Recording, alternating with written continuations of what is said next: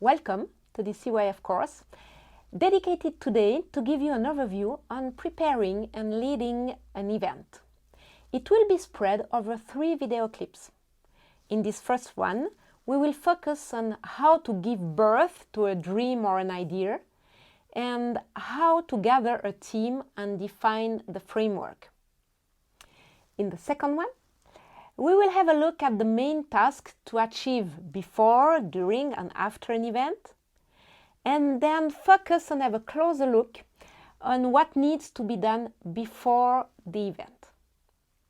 In the third and last one, we'll see what is to be done during, at the end, and after an event. Ready? The idea is to give you practical examples too.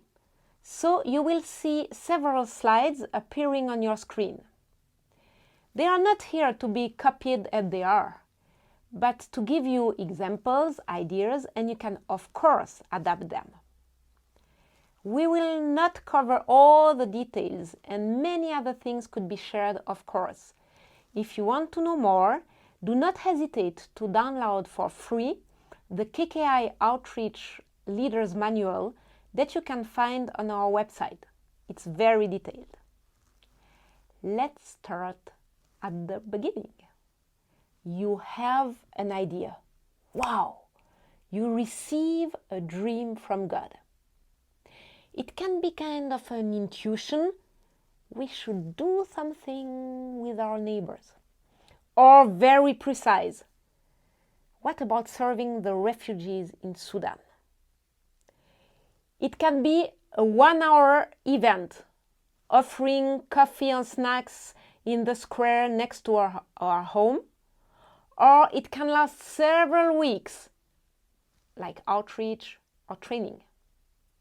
But what we will share applies to it all. How to make it happen, to make these ideas become reality. First of all, do not stay alone too long. Ask God to whom you could share your idea and gather some people around you to pray and continue dreaming with you. This phase can take from a few hours to several months or even years, depending on the size of the project and the continent you are on. The time of gestation of a mouse is very different than the one of an elephant. It's a time based mainly on listening to God and dreaming.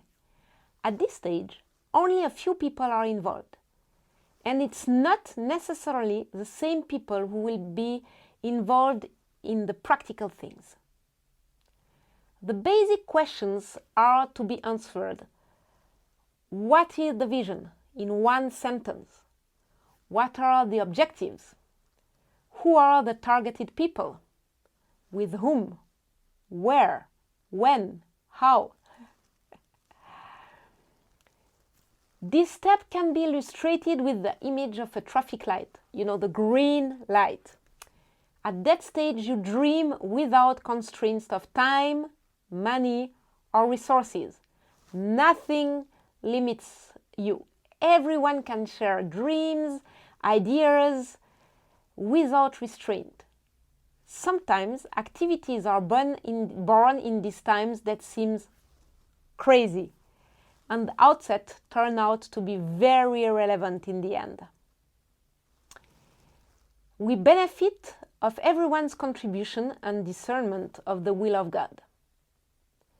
Then you will feel this is the time to move forward and to form an executive team.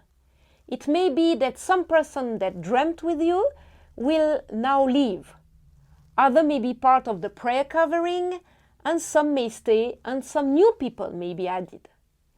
Ask God, who should join that team? And go and ask them. We function here with the principle of the double green light. The green light from the person joining you, of course, that says, yes, I'm willing to be part of that team. But also from the team. And we can offer a period of test. It's just remove some pressure and to say, let's give it a try.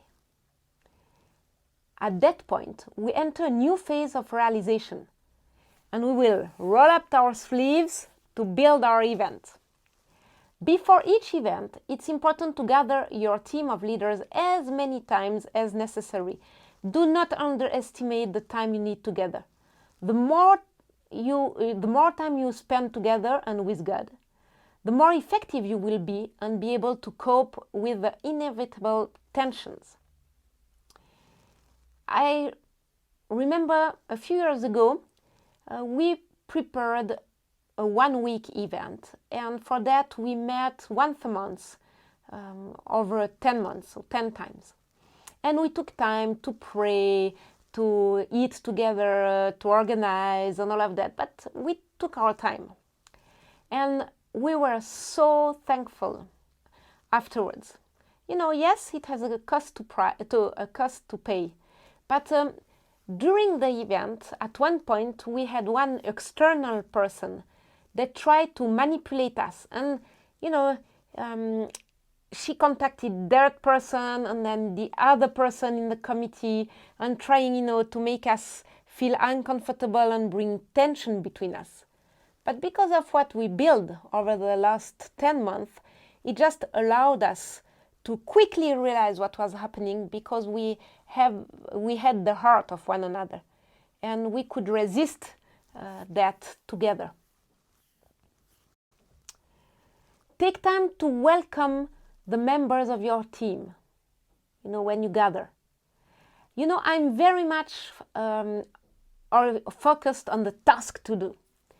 And some other people, they need more time, to feel comfortable, to feel welcome, and it's important to listen and pray together, to worship and intercede, to share coffees and snacks, even a meal sometimes together, to invest in the relationship.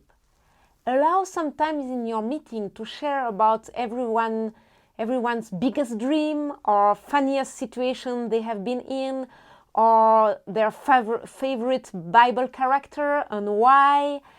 If they were an object, what will it be? Just things of building the team. And take time also to define the work setting of your team. You are not losing time doing that. Speak about the values that are important for you. Authenticity, sharing of hearts, loyalty, faithfulness, commitment. For example, what does that mean? When I'm not able to join a meeting, I say it before. Or when a question is asked, I answer in the next 2 days. Things like that. Be very practical. Punctuality, truth. You can add the values that are most important for you as a team. Speak about the decision process. We are not in a democracy. We want to take our decision hearing God's voice and obeying. We don't want to follow the one that has a stronger voice in our group, but try to discern what the Holy Spirit is telling us, and sometimes He is using the shyest person in the group. What about the structure? How you would like to work with? Actually, in KKI, we are working with 2 structures, and they have been proved to be efficient in all over the world. The first one is the organizational structure. You all know about that one. It's the most obvious. On the slide, you can see that we have 5 main leadership roles. It's best when 2 people are taking these roles, and they all have as many staff as needed to do all what needs to be done, of course.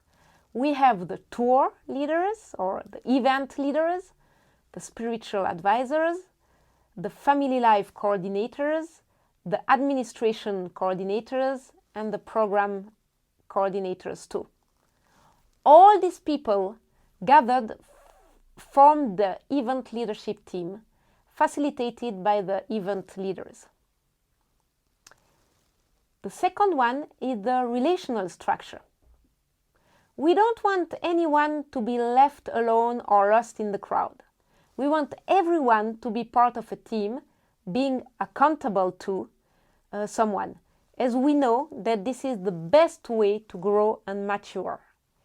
It gives the opportunity too to raise many more leaders and to see many leadership giftings in action and not a one-man show. Very practically, it means that we will place every child and preteens in a small group called the action group. This action group will be led by a teenager. We believe in their potential to lead. One group will, for example, be formed of one 13 years old teenager boy with a preteen boy of 11 with two boys of 9 and 7. And the next action group will be formed on the same model with girls. It means that the preteen is responsible for the 9-year-old, who is at his turn responsible for the 7-year-old.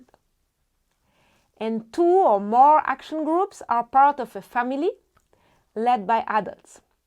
The action groups will do several things together, like the devotional, pray, play, the work duties, travel, sleep, all of that together with the support, not the leading, the support of the adults.